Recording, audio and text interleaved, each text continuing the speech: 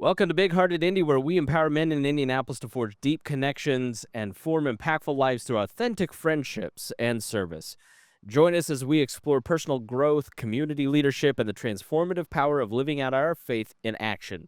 The podcast is produced by Citizen 7, and it is hosted by Greg Enas, Don Palmer, and I am Chris Spangle. And today, our guests are Greg Enas and Mike Evans, who is the CEO of Chorus. Thanks so much for joining us. Great to be here. Thank you. Great to be here. Don is my co-interviewer today. Our subject, much like we did with Steve and Don, we wanted to take a look at one of Greg's close friendships with Mike. And Don, why don't you talk a little bit about Mike first and how you know Mike and what you think about their friendship? Yeah. I think their friendship has a long way to go. I was going to say, be kind, Don. You mediate it. They only have one struggle, they said before we started this. That Mike and I grew up together. Mike's just a few years younger than me, but we shared North Central High School and lots of friends. But Mike is former Eli Lilly talent, and then formed his own company in the strategy and consulting space. And Greg is a former Eli Lilly talent, was a PhD biostatistician, number 2 guy in the regulatory affairs area for Lilly. And these two guys, whether it's ham and egging, encouraging each other to start Oaks Academy, or whether it's taking prison fellowship to a new level at some of the Indiana prisons, and work with the prayer breakfast in Washington, D.C. Their fingerprints are on so many things around this nation and around this state. Don, let's get started with these guys. Yeah. How did you two meet? Greg? You wanna go first? Yeah, sure. I mean, Mike can fill in because he, as Don suggested, he is a much younger man. But my first recollection visually of Mike was meeting him. I believe it was at some kind of evening party or celebration. A mutual friend, Jim Long, was there and had brought me to this gathering. And he said, "Greg, there's a guy you got to meet." And this was probably back in mid-'80s. Definitely mid-'80s. I just forget which year it was. Said, "You got to meet Mike Evans because somehow you had met Jim Long." And you can tell that side of the story. But that's my initial recollection of how we met. Yeah, I think that's right.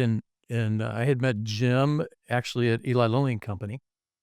And I think you and Jim and Russ Pulliam owned a house in the near East Side or West. Old North South. Side. Russ was our neighbor. Yep. Right behind us. And you really kind of ministered in the inner city. And I remember going over to the house one night and just seeing how it was set up and how you just poured into the community. And that was a real formative kind of first impression. And then something I'm sure we'll touch on later is you're a yes guy. You always say yes to things. And we went on a ski trip. This podcast. Yeah, the Snowmass, which I'm sure we'll reference a little bit later. But that was an early memory I had of Greg Enas. In the snow dust. I remember that.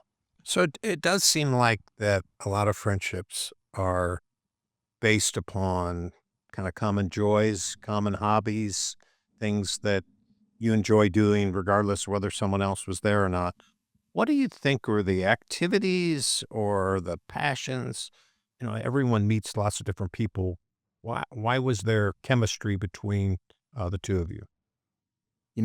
Don, Mike and I, he mentioned skiing. I am not a skier, but he had been skiing many more times and had friends out there, not mutual friends, but friends that allowed him to do that. But I think ultimately what it was when we started going to the same church together.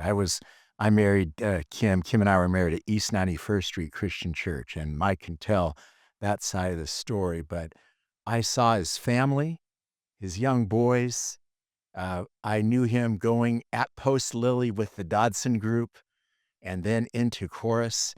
And all of that inspired me. But on top of all those ventures, Mike gave his heart and life and soul to encourage me and to bless me from the get-go. And that really sealed the deal because I had not met anyone like that who is so unselfish, so kind, so thoughtful, so hospitable in my life. That's my recollection. Mike? Yeah, it's interesting. I echo that back. Greg has always had a quality as a friend of championing you or championing the other person. And his life is marked by the quality of not wanting accolades himself, but always wanting to see the other person succeed. And I think there's been a real synergy between our friendship where 1 + 1 doesn't equal 2, it equals 3, 4, 5. Because of always trying to find ways of investing in the other person so they can have a greater impact in all the things they're involved with. So let's pause there. And you're talking about champion and then having a synergy. Give us an example of what championing looks like, and then maybe, what this 1 + 1 = 3 looks like. Yeah, well, back at East 91st Street, Christian Church, Greg headed up. Our church really wanted to have an involvement in the inner city.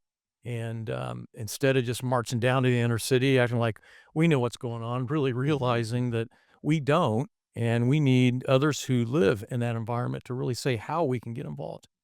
And Greg called me up one day because I was involved with a program started by Steve Goldsmith called the African American Male Commission. And he said, we're hiring a guy named Tim Street who's going to head up some kind of ministry in the inner city, and I really want him to start to meet some people. And you said, can you introduce him to some folks that were involved with the African American Male Commission? And I did, and that led to some kind of cool things. A great example of just how you pull others into your world to impact the world around you. So, Greg, were you living in a house downtown, like with roommates, or did you own a house? What was the setup when he first met you? You're living with 2 other guys, or So Jim Long and I were serving Percy Scruggs at the Community Outreach Center at 23rd and Guilford.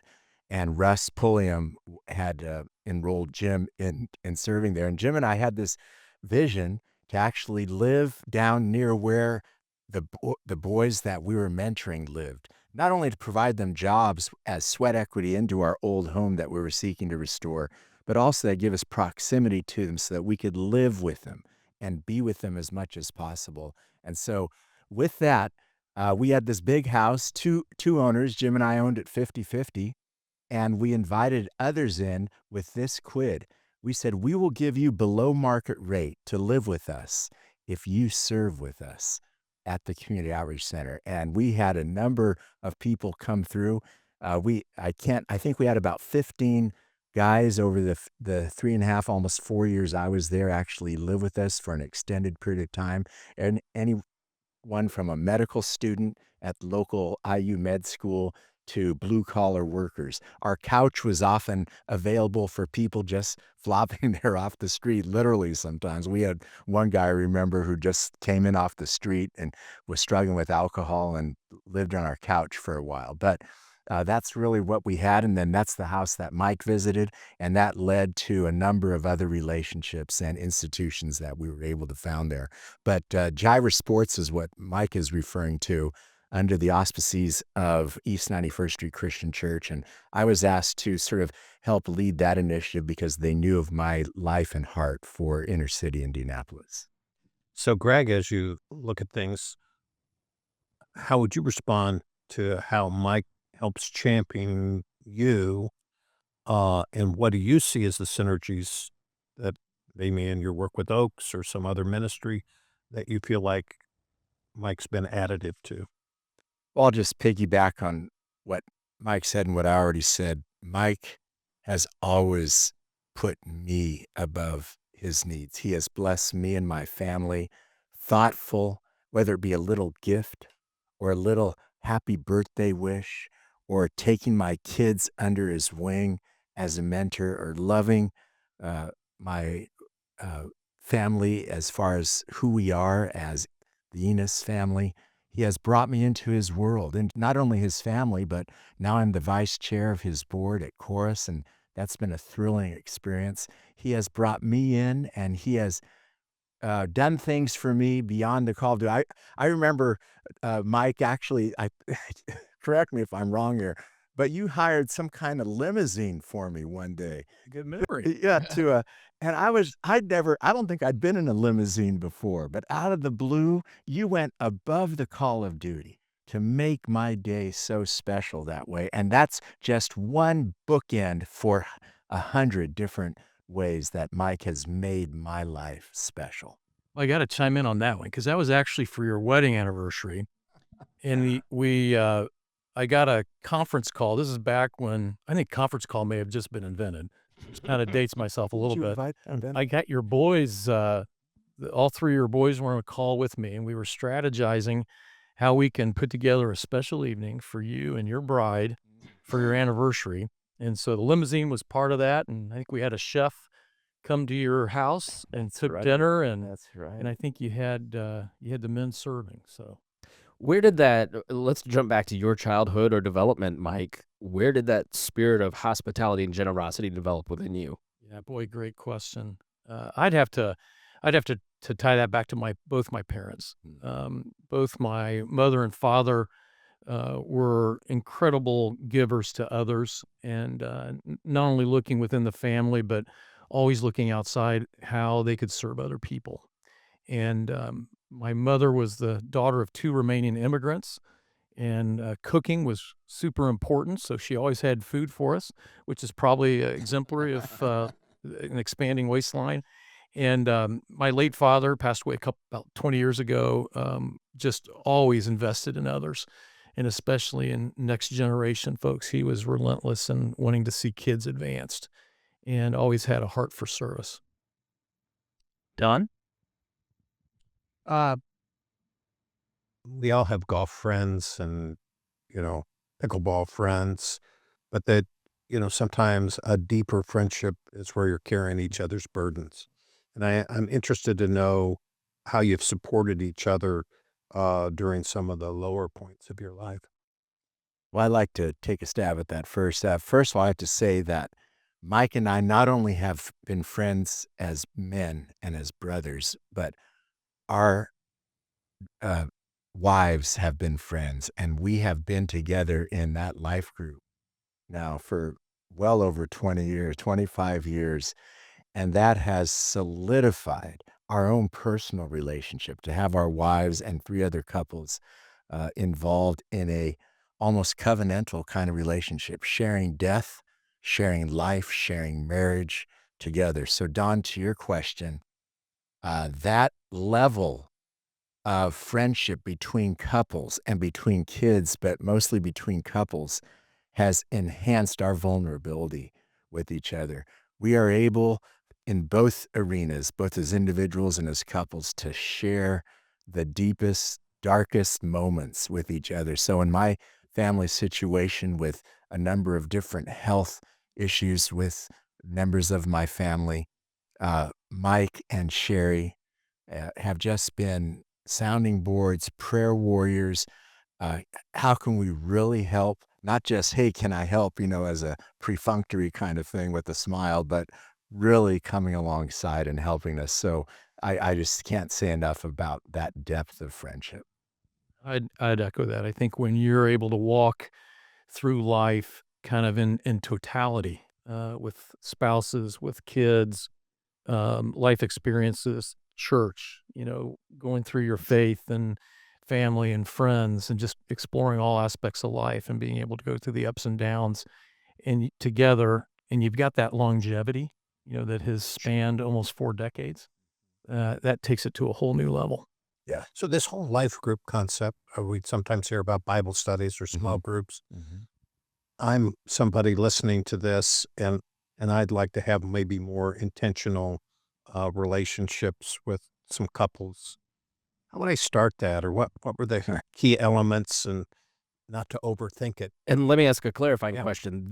What you're talking about is different than like the fruitful walk relationship, the male covenant. Oh, yeah. You have one with your wives. You have, so 2 separate We have circles. multiple intersecting circles. So Don, Yes, life group. Dear Don Ball, Don and Judy Ball at East 91st Street Christian Church had a Sunday school class for young adults called Dunamis.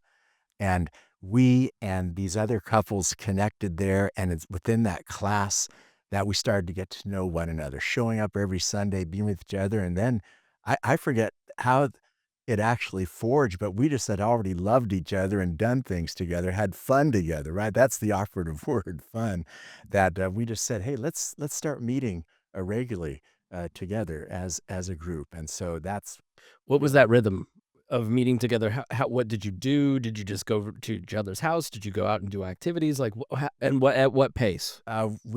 initially it was monthly, every 2 weeks. I'm not sure exactly what it was initially, but it was Bible study, book study, having fun activities together, going to each other's kids' weddings and going to funerals. But the regular cadence was meeting in a house. And I will tell you, the food was great. The food and drink was really good. That kept us going. So would it start with, a meal together and then transition into some sort of study? That's right. Pretty much everything revolves around food. Yeah, Dave.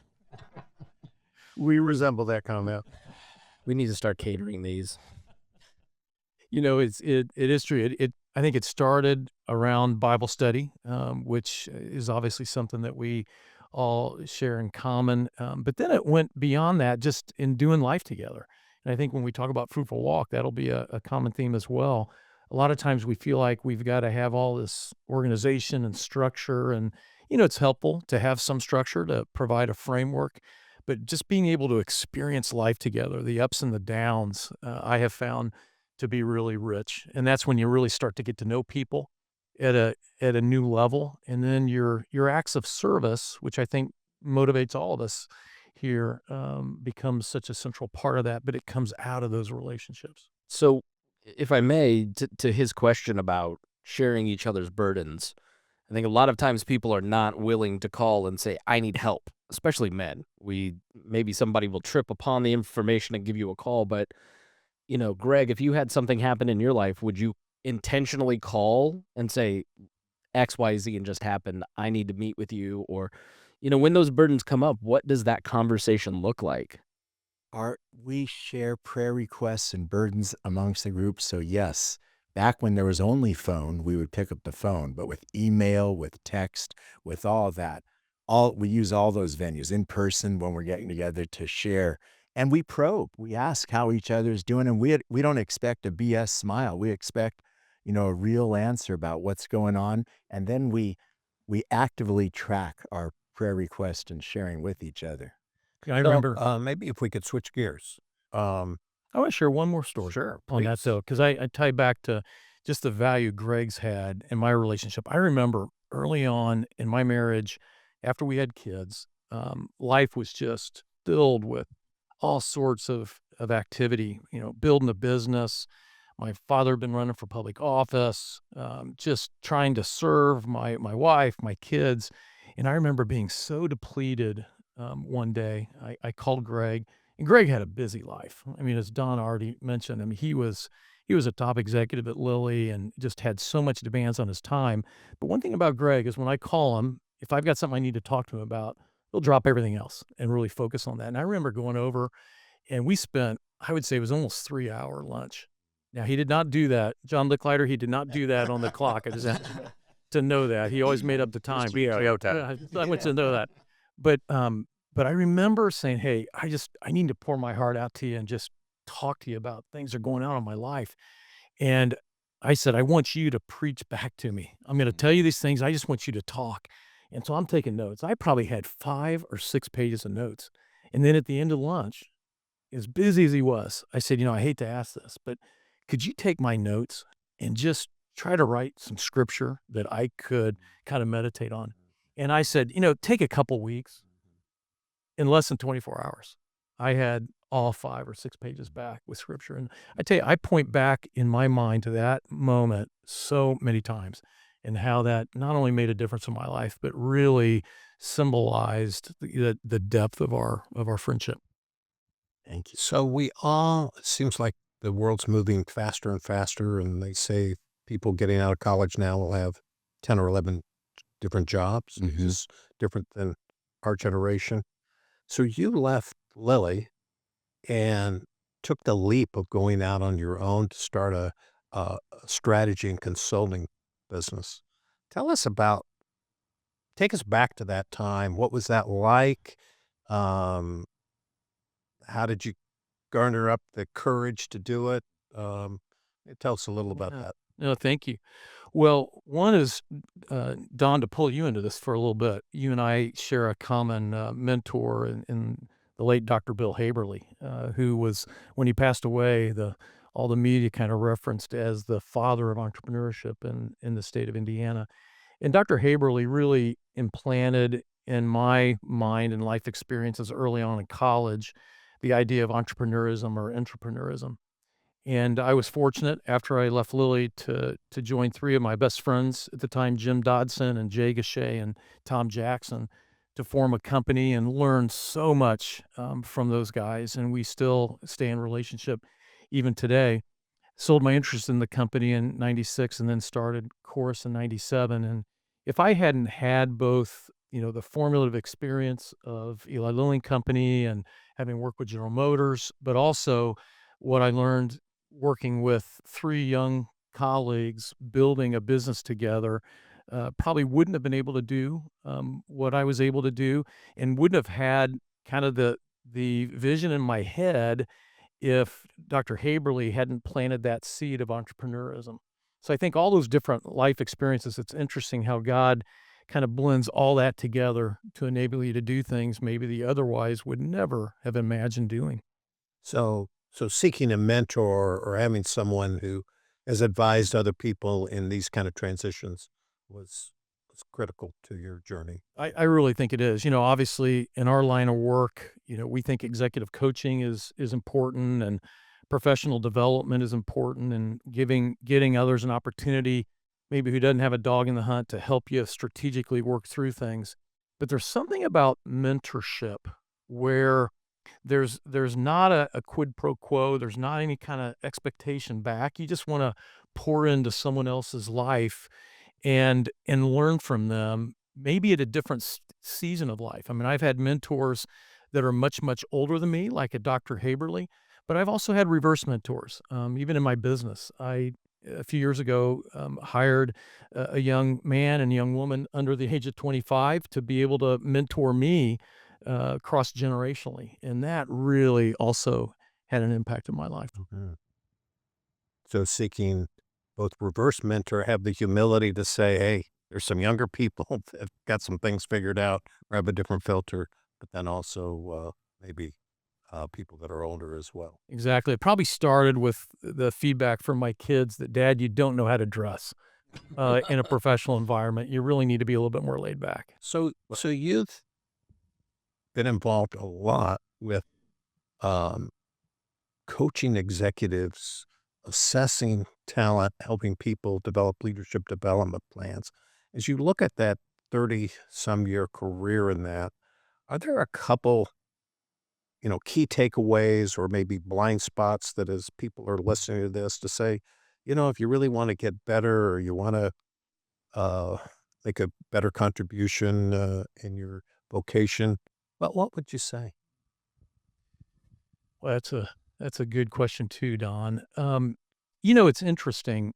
A lot of times people would immediately go to the technical aspect of whatever they're doing, whether it be in business or even a physician, right? Um, but over the years, and I think a lot of the mentors that have poured into my life and others that have poured into my life have said it's really the non-technical things oftentimes. It's the ability to develop relationships with others.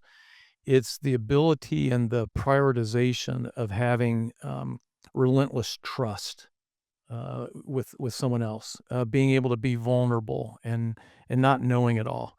I think it's that personal culture of humility and being able to give of yourself and allow others to pour into you are some of the things that I have found to be most beneficial. And, when we talk with young up and coming executives, one of the things we try to emphasize is don't go into a situation feeling like you have to know it all. If you can go in and just engage others and look at them as they're more important than you, oftentimes that's going to create the kind of environment, that people are going to enjoy, that they're going to give more of themselves to, and the end game's going to be a lot more beneficial for everybody.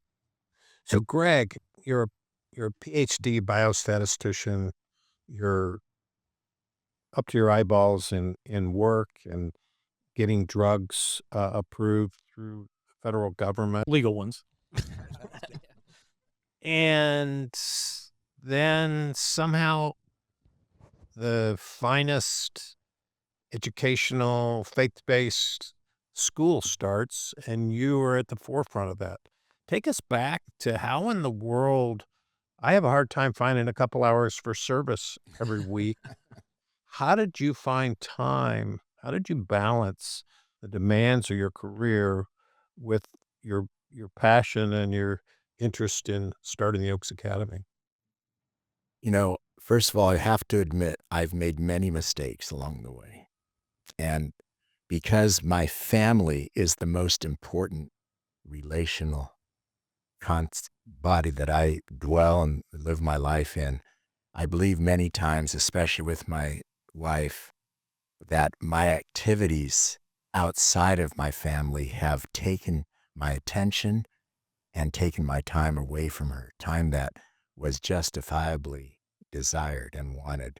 And in fact, I remember, Don, at one point early, the strain in our marriage was so great that I had to take the deliberate action and say no to 13 different initiatives that I had been a part of.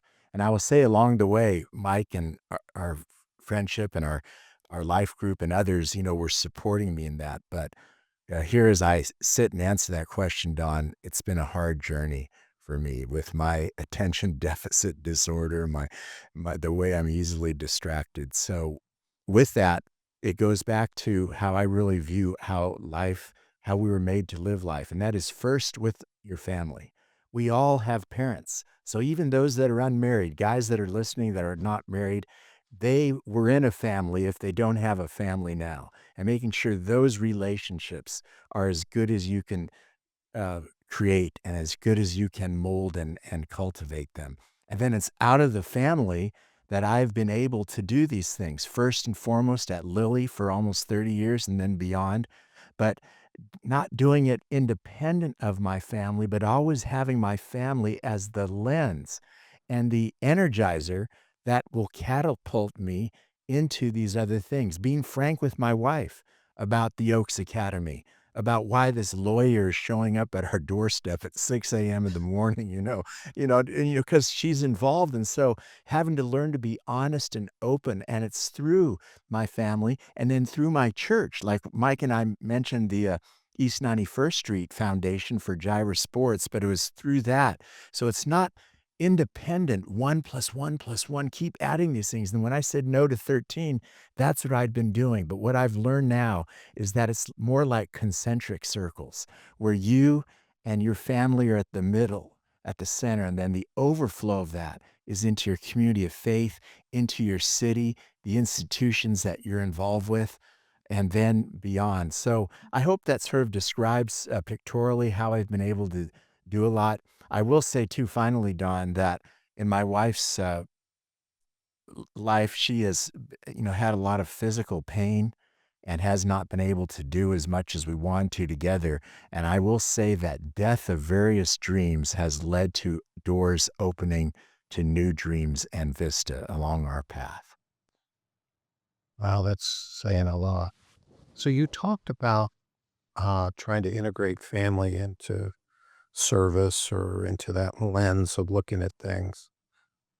Maybe Mike and Greg, could you give us some example, maybe some family habits, family rituals that you think have been enhances your family's life? I'll take a stab at that. Like Greg, I've been blessed with a family that definitely has enabled me to become all I can be, or at least striving to be all I can be. My wife and I have been married for think around 38 years. I should know the exact time. Sorry, honey, if you're listening to this podcast later. I know it's less than me at 38, so you're in good shape. But definitely blessed with a wife. I did marry over my head, but a wife who really wants me to have a strong faith and to prioritize family. My wife had a challenged upbringing growing up, and it also has had some health challenges along the way, and that has really spurred her on to try to serve others. So late in life, as a person who has kept up her pharmacy license, she went back and got her master's in adult mental counseling, is now an official counselor, having just gotten the final license just a few days ago. Full-time counseling you to Yeah. start. Well, I think that's why she went into it. It was a little subversive bad. But then, we've been blessed with two boys too, who have made their faith a central part of their life, and have definitely pursued careers that have enabled them to serve others, and we're excited about that. But it's also enabled us as a family to serve together. And so one of the areas that we serve, that I know, Don, you and Greg have also deeply been involved with, is Shepherd Community. And by being a part of Shepherd Community and, reading to others, working on an inner city basketball camp that our family started many years ago, all those acts of service give you something to do as a family while you're also serving others. And it just has a way of blessing you. When you're trying to bless others, you end up getting more blessed yourself by doing the service together. That's beautiful. And Mike, you and your family have been role models for me and my family, how intentional you've been with your boys, with Sherry, doing things together. Given our physical challenges and constraints in our home, we haven't been able to do as much, but I've always looked up to you that way.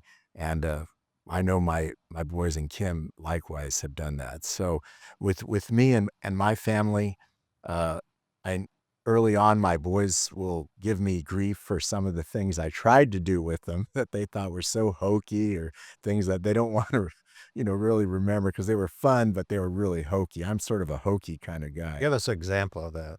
Well, so we would have time together singing and studying the Bible and other books when they were young. And we'd call that family devotions, and we'd try to do it in the evening. But some of the books that I got for them were too kiddish or too off-putting, and they were more sophisticated than what I was bringing to them, that sometimes when they'll try to jab me, they'll say, "Hey, Dad, what about that book?" or "What about that going on?" So it's just that kind of stuff. But I am thankful we tried to have family time together in the evening, studying God's Word. We would sing, and that was a little hokey at times too, because I love to sing, and the boys, saying, "Come on, Dad, where are you?" But it was being intentional, at least early on, that really, I think, was something we'll look back with fondness. Yeah. So I've got an intellectual 6-year-old myself, and there is that gap, right? That's right. But we think a lot about how can we show our kids, 6, 1 on the way, how to do service, right? We aren't plugged into a charity. My wife just started an Embrace Grace group, which has been fantastic for our family. But for us folks with young families, like, how did you get your kids involved, and at what ages? How did you know what was appropriate for service, but trying to give them that heart that you grew up with, to invest in the next generation? Like, how did you get your families started in that? Everything from, when we started the Oaks Academy, we bought this old IPS, Indianapolis Public School building. And I remember bringing my boys down, and we were scrubbing stuff off the walls. We were getting it ready for painting and cleaning it up. And it was, as Don and Mike know, it was quite a junk pile in many cases. Great bones and structure to it, but just looking at places to get them involved, not too far above their capacity, but they could scrub. Yeah. They could work in doing manual labor, and then later on having more, intellectual kinds of things. But to start them with what's appropriate for them. Yeah. I remember back to Shepherd Community, I remember Jay Height. We went out to lunch with the pastor at the time from our church and with Jay, and I asked Jay, I said, "Jay, what do you need?" And he said, one of the biggest needs we have is we need a basketball camp. This is back in the day.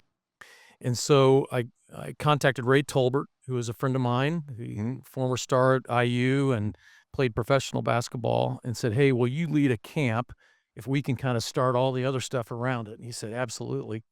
So we found some people in the community who just had a deep love for others, who were willing to donate a large number of pairs of shoes, and we got people to donate clothes and all sorts of things. And we had our kids with my wife go and measure kids' feet size in the inner city with Shepherd. That was their first act of service. And then as we got all these goods pulled together, we would have these packing nights where we'd get backpacks and we take all this stuff, write letters to the kids, and they were just doing things manually that other kids were going to be able to enjoy. And that's where it started. And it just kind of pulled in deeper and deeper so they could, again, see the needs within the community, and then in their own kind of little way, be able to meet those needs.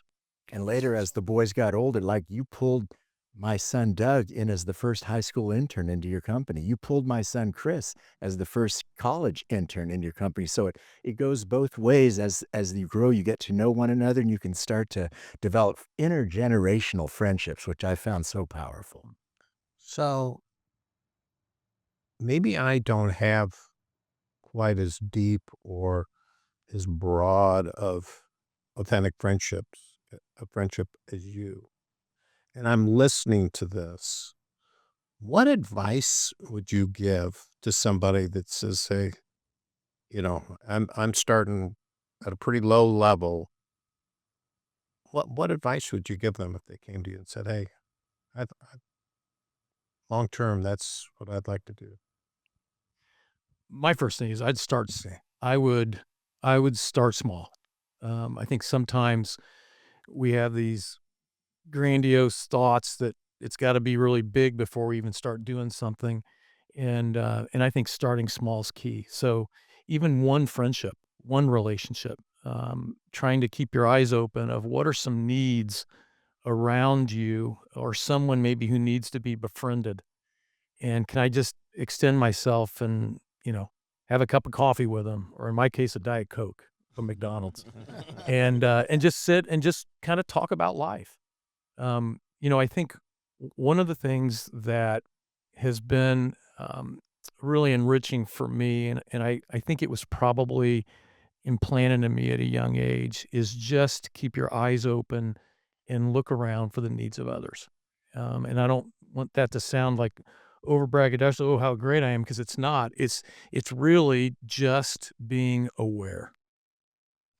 Don, I have two answers to your question. One, for guys that are not married, I would say rally around a shared passion or interest, whether it be playing hoops together or serving on mission in the city together. And, we try to inculcate that with Citizen 7.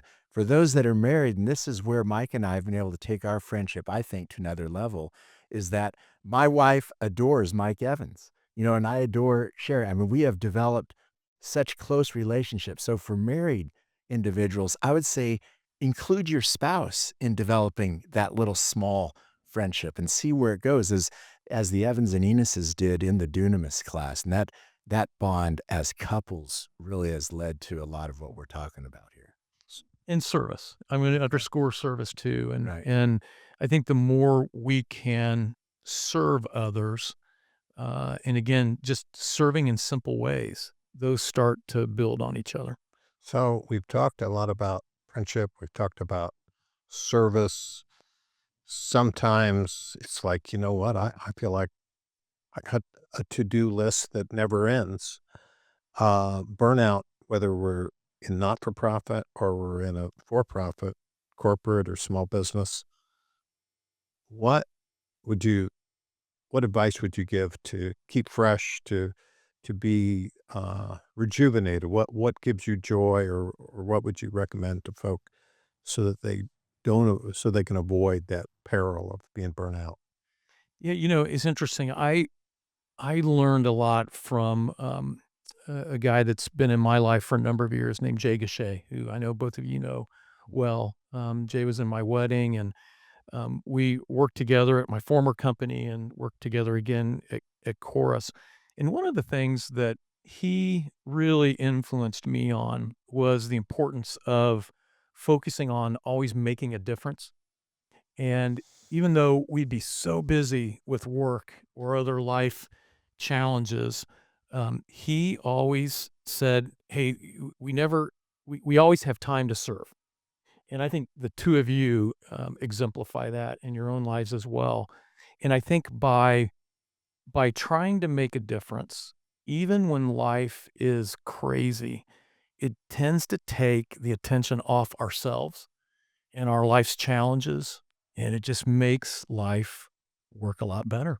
I believe my life outside of Lilly made me a better employee at Eli Lilly. I can guarantee that. It gave me that diverse perspective from outside the Lilly R&D engine and the commercial engine. It gave me so many things, friendships, connections, and helped me with my work. So I think there's a synergy back and forth. Now, I also have to say is that I rose in my career. The time constraints for Lilly did demand more. And I had to, like I said, eliminate 13 things off my to-do list. So there are ways you have to reallocate your time, but both are important to Mike's point. And without that notion of living within your community, loving your neighbor as you love yourself outside of your work, I think diminishes you in every way and diminishes your work. If I can give a personal example, I mean, the last year working at Bob and Tom, sitting in the room when things came up, I would say, oh, I know somebody that I met at C7 events, or I have a connection here that we have a problem and I know who I can get to that could get us to that person. Like it made me a better employee, you know, at the end of the day. Like, and that's a very direct example from just going to C7 breakfast 5 times this year. That's beautiful. Yeah. You know, it's interesting in a lot of my formative season of life at Eli Lilly and Company. I had a manager named John Weiss, and John was big on drawing circles of your personal life, your family life, your spiritual life, your work life, your community service, and all those circles needed to intersect and needed to have kind of a healthy balance, but they all worked together.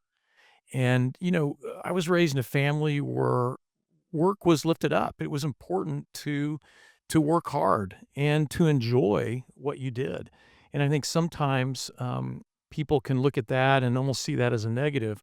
I don't think that's the case at all. I think taking each of those circles and really being intentional in each of those circles and having them work well together is a real key, a key to success in life. Well, I'm personally inspired by hearing your story. Interesting how the good Lord puts people in our lives and enriches our lives. Hopefully, iron sharpen iron. So does one man's countenance sharpen that of another. And certainly, it seems like that's been the case with you, and how both your family and your professional life and your faith life have intersected. And really, thank you so much for being a great friend to me. We won't have time to go into what a fruitful walk is, but Greg and Disappointed. Absolutely. 6 of us, Love you. We'll have to do a part 2. have walked alongside each other for 15 some years. And, Yes. and one of the components of that has been fun, being intentional about how can we have fun together in addition to sharing our lives on a authentic basis.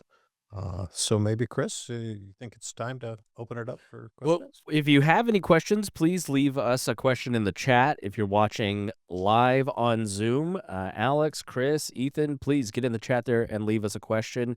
You can watch us live on the 4th Monday of every month through Zoom. You can join heartbeat.chat to get that link right now at citizen7indy.com. And you can sign up for the email list, see events, see the great profiles. While we're waiting for a question, Greg, these profiles that you put out every month about a Citizen 7 member, those are fantastic. I have to give credit to Mike. Mike's writer, Amy Clemens, writes those up for us. And so thanks again, our friendship, Don, really coming alongside and saying, yes, this is something worth doing, of course, with Don and my friendship, then Mike saying, here's the writer that you need to make that happen. So it's been a blessing. And I've gotten so many comments, positive comments about doing that. And Don and I hope to take that to the next level in the year ahead, to take written profiles and manifest them and amplify them in ways that will really hopefully blow people's minds. What event in 2025 have you talked about that maybe on the books? Can you give us a little preview of what you two want to do in 2025 with Citizen 7? Well, Don, please chime in here, but our first rule of order is Don are committed to next generation leadership and amplifying next generation energy in our city. It needs it so much. And so we're committed right now to laying that foundation through capital investment, through hiring, intentional work to get done, and for bringing in the next gen to sort of lead what we want to do in the community through our events and social activities, through content and education, but then convert that into real impactful service here in Indianapolis. So we're getting that infrastructure laid out right now, and then events and other things, tactics will follow from that strategy. Don, anything to add to that? I think one thing we really want Citizen 7 to become not just an organization, but really a movement. And so we're talking to folk that have started movements and trying to get input from them on that. So we plan to increase the amount of administrative help that we have so that we can execute. We've developed a playbook, and a lot, as Greg says, will be really us kind of stepping aside and handing the reins off to what a dense network of friends around central Indiana would look like, what does service look like, and how can you have a lot of joy. We want to save the world. We want to have a lot of fun. Yeah. That's right. The breakfasts are always fun. I learned a ton from Todd Houston and about Indiana. And the fun part is seeing people that I go to church with that I didn't know I went to church with at Citizen 7 events. And then we point at each other and go, wait a minute, you look familiar. And so, I don't know, it's been a great year. This is kind of the first year that I waded into Citizen 7. And this has been a great opportunity for me to do this with you both. And the friendships that I've been able to make and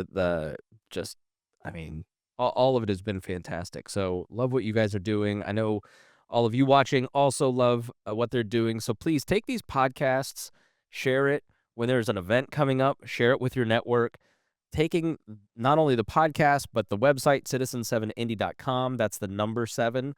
That would be incredibly helpful for Citizen 7, Greg, Don, and everybody involved to spread the word about it. Ask them to sign up for the emails. Ask them to sign up for heartbeat.chat and get connected with other folks. And Kevin says that Citizen 7 has inspired a great deal of my life. So thank you to both of you as we end this year for what you've built and the network that you're building out with folks to inspire them. And these podcasts, every month I got to find like 4 or 5 guys. I'm not hitting that mark when it comes to covenantal friendships in my own life. And so I appreciate it. Thank you both. Well, I have to close this conversation by saying these are 2 of my closest friends, and I don't have many with Don and Mike. And since this focus today has been on Mike and me, and with you guys facilitating this, I do have to tell you, Mike, that it's been so beautiful for me to say honestly and to learn through these decades of friendship that I love you, Michael Evans, and I'll love you forever. Yeah, I appreciate that, Greg. I love you too. And I tell you, one of the great testimonies, I think, to that is what our kids see. And I had asked my boys and my wife just to jot down some quick thoughts of what they observe in our friendship. And it's interesting, one of my sons had a whole list of things, but one of the things that he pointed me to was a scripture that I want to read. Psalm 34:3, glorify the Lord with me, let us exalt his name together. And I have thoroughly loved exalting his name together with you. and also with you too, Don. It's been a real blessing, and I'm excited for what lies ahead. Man. All right, with that, we say thank you for watching. Please share this if you got something out of it. I know you did, like I did. Thank you to Greg and Don and Mike for being on this episode, and thank you for watching. We'll see you again in 2025 here on Big Hearted Indy.